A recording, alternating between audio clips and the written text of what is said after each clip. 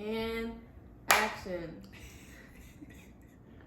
That's literally not how you do Okay, things. okay. No, I'm just messing with you, but... How do we start? No, I mean... We just start talking. Yeah, we just introduce ourselves. Okay. Action. Alright, welcome to my channel. Okay, be serious. Welcome to our page. I'm Michaela. I'm Tiger. And this is 21 Questions, Valentine's Day edition. Alright, so we thought it would be a fun date night idea to answer some questions about our relationship, and we have a pie in the oven, so we're gonna see if we can finish all 21 questions before this oven goes off. We have 45 minutes. Well, okay. 46 technically, but I like to round up, so I'm so OCD. I hate it. All right, question 1. All right. By the way, this is our hat. Because we originally were, like, I was visualizing we would take these questions out of a hat, and then we just found a bag. So yeah, this is our hat. Yeah, exactly. When you gotta get creative, you just get creative. As a musician, I know way too much about that. Starting off hot. What is your favorite thing about each other? Go. What do I have to go first? Is it because I picked the question? Yes. It's fair. Dang, there's so many things to pick from. I would say my absolute favorite thing about you, man, that's really more difficult than most people make it out to be. No, I'm serious. I'm being so serious right now. Like, all jokes aside, it really is so difficult. Pick your top 2. My top 2, that doesn't help. All right, you know what? I'll just go for it. Aside from just obviously the fact that you love God and you have a heart that chases so hard after Him, I think my favorite thing about you would be how much you care for those around you. You know, the Bible calls us to love others as we would love ourselves, and I think that's something that, whether you know it or not, you do very well. So I think just the way you care for others and the way you want to be there for the people you love and care about, and the way that whether you're physically able to or not, like, you have it in your mind that you want to make the people you love and care about a priority. So I would say that's my favorite thing about you. My favorite thing, now mine feels superficial. Nah, go ahead. But okay, so my superficial thing that I love about you is your voice. Oh God. It's the first thing I noticed about you. And then my deeper thing that I love about you is the fact that you know what you're passionate about and you go after it fully. Like, I think a lot of people don't know what they're passionate about, or don't have anything that they're passionate about, or B, they know what they're passionate about and they don't do anything about it. They just know that they're passionate about it, but they're either too scared to go after it, or they're not willing to put in the time, and you do both, so. Well, I appreciate you. Lame. Okay. Next question. She shook that bad like it owes her money. Who is more likely to forget to eat all day? And especially because I have actually done that far more times than she has. And you especially win this, because days where, well, I guess this applies to both of us, but days where you've had like a long day at work, and then, you know, you stay late and you don't get home till well into the night. I still eat though. Well, I mean, I'm just saying. One thing about me, I'm going to eat regardless. There sometimes you don't be eating lunch or. Yeah, on the weekends. Right. But as far as who's more likely to just casually go throughout the day. Now, in my defense, though. Hey, just answer the question. No, listen. I don't need people out here thinking I'm anorexic. Hey, it's okay. Everybody has days where they forget to eat. It's fine. I just have a weird pattern to my hunger. That's all I can say about it. If you want me to elaborate, don't ask. Never mind. How did you two meet? Well, we go to the same church, and when the pandemic was still bad, like around the time that it really started, one of our campuses, we have, well, 5 campuses now, but at the time we only had 4. at the time, only one of them was open, and so basically, so many people were only serving at the same campus. And you were in guest services at the time, and so I'm a musician at our church, and there would be times like between services that I would just kind of go to the atrium sometimes and like say hi to people, or we always had these young adult meetups after church. And that was really mainly where I met you, but then I kind of saw you every now and then in the atrium serving, and so we never really like had a whole lot of conversation to start out. We just kind of passed by each other and called it a day. But and then one day, one day you followed me on Instagram and I had no idea about it. Right. So I called myself like, I was in this season where I was telling God I wasn't going to be in his business and I wasn't going to initiate anything. I was going to let the man pursue me. Which biblically that is supposed to happen anyway. Right. So. But I'm also impatient. And I didn't pursue him. I simply followed him on Instagram, and then I waited for him to do something. By the way, nothing happened for multiple days. So I was like, can I say something really quick? No. I rarely check my notifications, so that's the only reason I didn't know. I'm not even really on Instagram a whole lot as far as posting stuff or checking like what's going on in my feed. But like honestly, I think it was a couple of weeks went by. Something like that, but either way, I feel terrible that that she followed me and I hadn't followed her back for the longest time. But you came to your senses. Okay.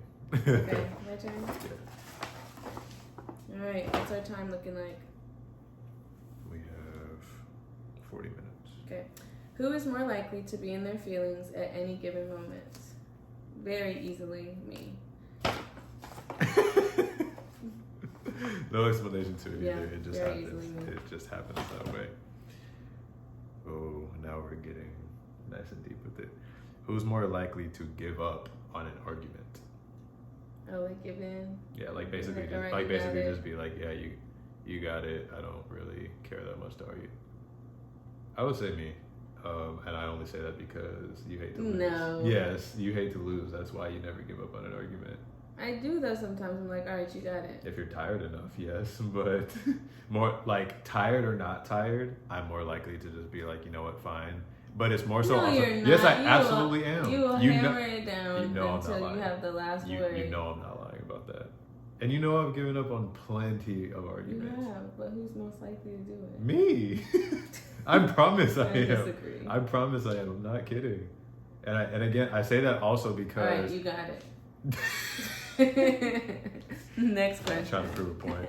I'm only saying that too because I'm not the biggest fan of conflict, and sometimes I just want the conversation to be over more. So like having the conversation just be over is far more important than winning it. Like, because I mean, at the end of the day, I don't gain anything out of winning an argument other than if I were the type of person that just loved to feed my ego and feed my pride on any given day at any given moment, that'd be one thing. But no argument is really ever that big to where it's that worth worrying about. So. Babe, I already said you got it, and you're proving your point, which proves my point that you always have to prove your point. All I do is explain my side. And this isn't even an argument. But you're making an argument. Can you just answer the question? Oh God. Whatever floats your boat. Who's more likely to fall asleep first? You, but over the past week or two, it's been me. No. I said that wrong. It's you. That's the answer. But over the past couple of weeks, you have been the one to fall asleep first, but it's only because I don't know what's been going on. Like past couple of weeks, particularly, I haven't like been able to go to sleep like when I actually try to fall asleep. Mm-hmm. Now, like normally. Sorry. Yeah, no, you're good. Normally, I'm knocked out right when I say I'm going to sleep. Good night. But just over the past couple of weeks, particularly, like we'll say good night and she'll go to sleep. But like I know that I'll be up for an extra like hour or two, just not able to sleep. I don't know why, but in general though, I would say it's me. Like over the majority of time. Do you genuinely agree with that, or you Babe, get the next I'm just question. asking. This next question, no story. You just have to answer it. Well, we won't really need a story for this. Who's more likely to drive on a long road trip? You. Yeah, if for nothing else, because you would make me. So go for the middle one there. Going back to the subject of arguments. Hold on.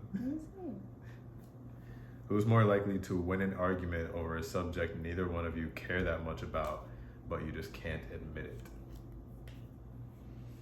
No comment. I feel like that's fairly equal, though. I feel like this video just proved who it No, was. that's not true. Yes, it is. What, because of one discussion? Yes. Oh my And the God. fact that it happened in the middle of a video Oh, is Father. proof of how our relationship The fact that goes. one discussion is proof to you is hilarious, but okay. I love you. Yeah. Who is more territorial? I don't really think one of us is more territorial than the other. I think it's me. Why do you say that? Because I'm always territorial. Like, even Like just things where I in life. know it has nothing to do with somebody trying to be in our relationship. I just don't like to share in general. I mean, I don't know if that. Well, yeah, I can give that to you. So I'll give you an edge over me because I still very much I mean, it's like. not a good thing to be territorial. Contextually, it can be, but it just depends. When was your first kiss? February 27th, 2020. Why would you ever know the date? It asked when? That rolled off your tongue way too quick. Sorry that I remember that. That's amazing. February 27th? You said, why would I ever reveal that? Like, No, remember that. Like, you remembered that so easily. yeah, I do remember that. So, yeah, February 27th, 2021. Okay, let me tell the story. Sure. Oh, thanks. Okay, so we had been talking for like 3 months. 3 months at that point, and we had not kissed or anything. And not that that's a huge feat, but it just hadn't happened. And then It's a huge feat by the world standards. And then we got snowed in. There was ice in Texas last year in February. And my roommate and I were on quarantine, so we weren't able to spend Valentine's Day together last year. And I remember by the time we got out of quarantine, we were like, all right. All these emotions have boiled It's down. time. Yeah, so I just went for it one day and it felt right. So, yeah, there's that. Ready? Sure. What has been the hardest thing to learn or unlearn in this relationship?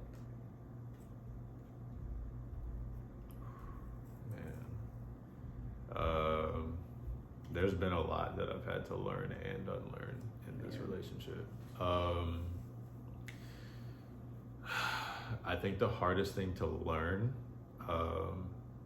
has been to get used to the dynamic of you being a mental processor and needing a day to, run certain scenarios or situations in your head before we actually like debrief on them and talk about them.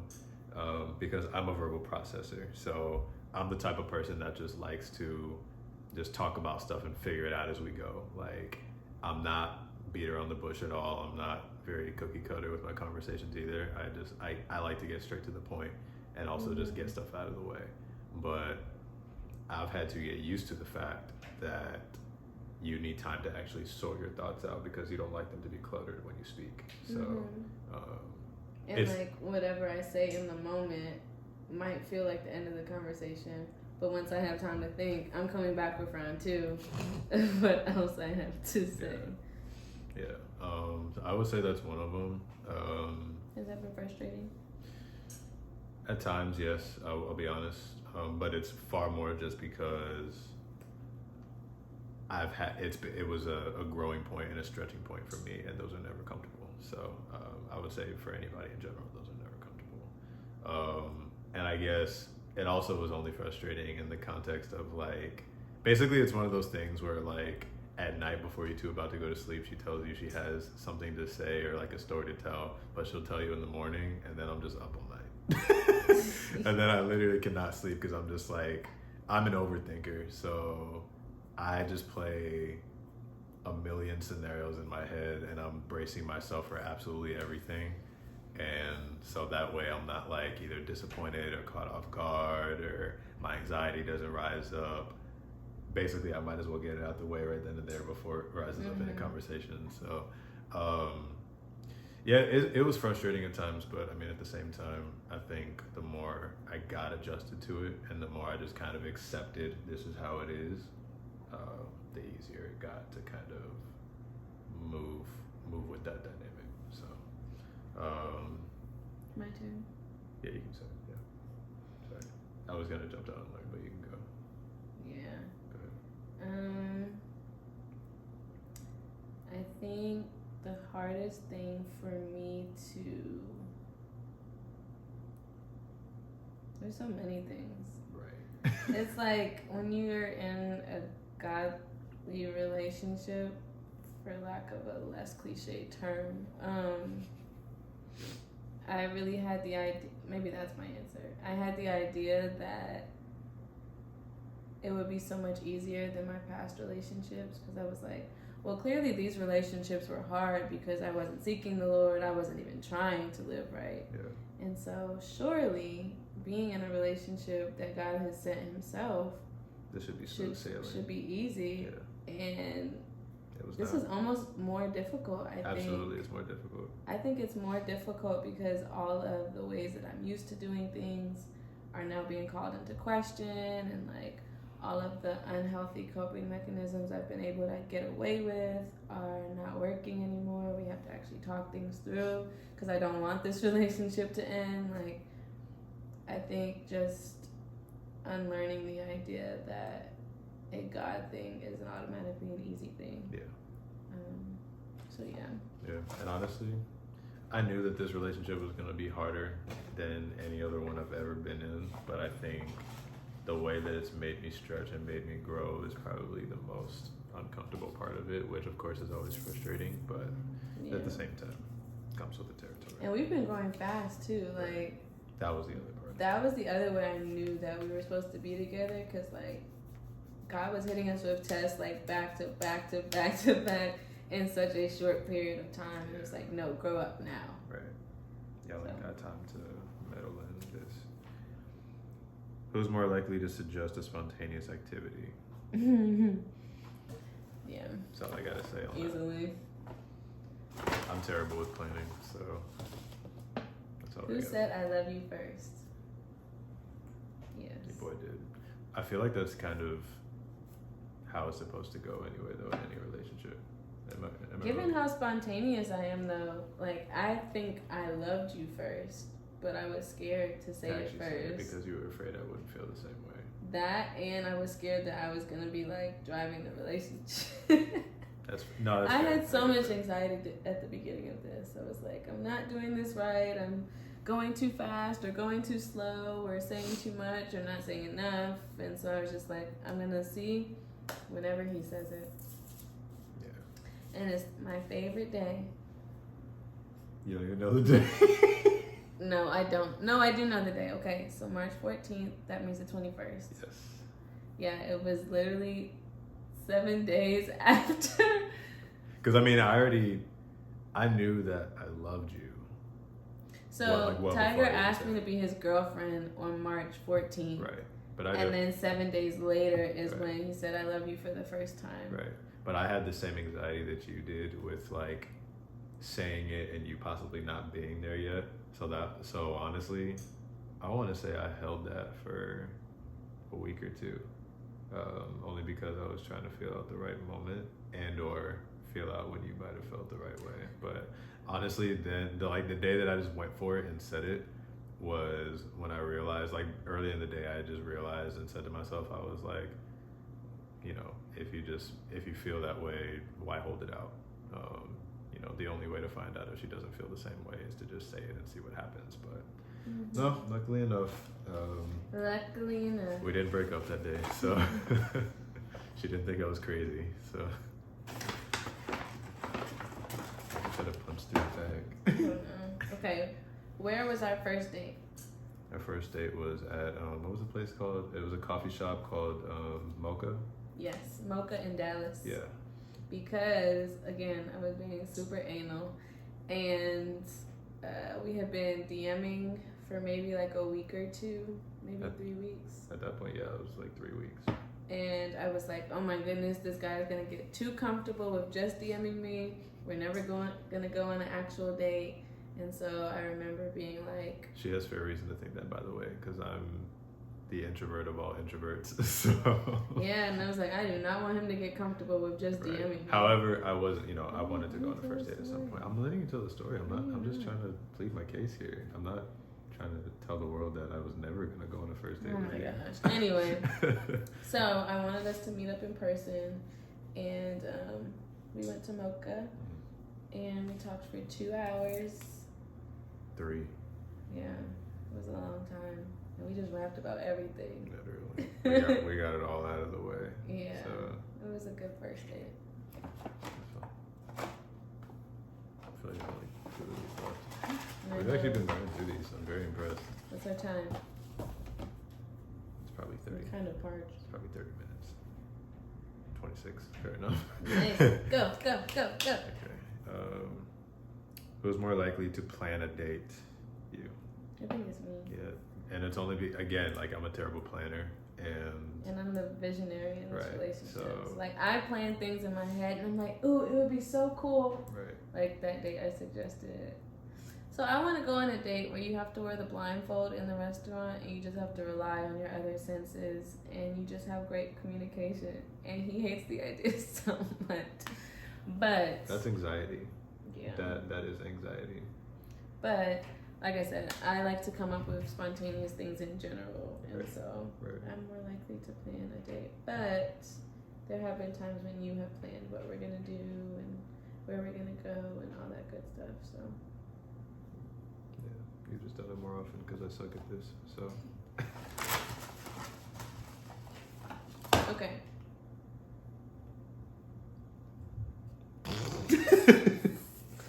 Okay, it says, what was your biggest lesson from your worst breakup? What was your biggest lesson from your worst breakup? Stop being passive. Don't tell the story. Just say it. I wasn't going to tell the story. I was just going to... No, I thought you were going to tell them your whole beans. I was like, wait, don't tell them the whole thing. You see what I deal with? All right. I'm joking. No, I'm done. She hates me. No, I learned that passivity doesn't get anybody anywhere, and it doesn't resolve conflict. As a matter of fact, it only makes it worse. So I learned to stop trying to sweep stuff under the rug. If there's something to address it. If there's something to talk about, just talk about it. Get it out of the way, get to the bottom of it, see where your minds are both at, and go from there. Passivity doesn't help. That's a good one. I think mine was, at the beginning, be real about what your priorities and your standards are. Because when you ignore them at the beginning, you don't stop having them as a standard. It just makes it more difficult to leave the person later because, you have feelings now and you love them and all this stuff. But that standard that as a person you have is still there. So, for me, my number one standard was, loving God. Does he love God more than me? But I settled for not having that standard every time.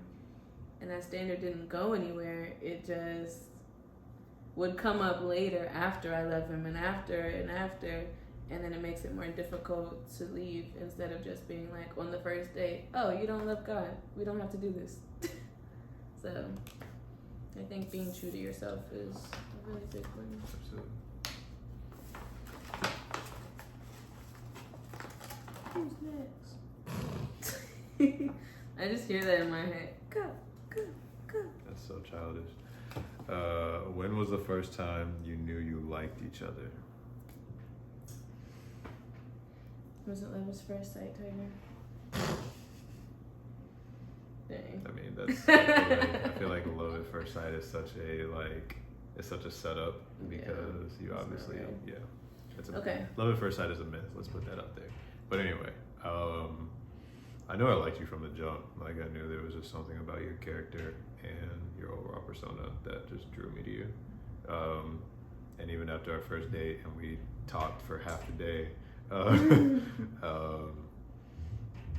I knew, like, I went into it knowing that there was something about you that drew me to you, and then it all basically just got confirmed on our first date. So I basically knew from the get. So yeah.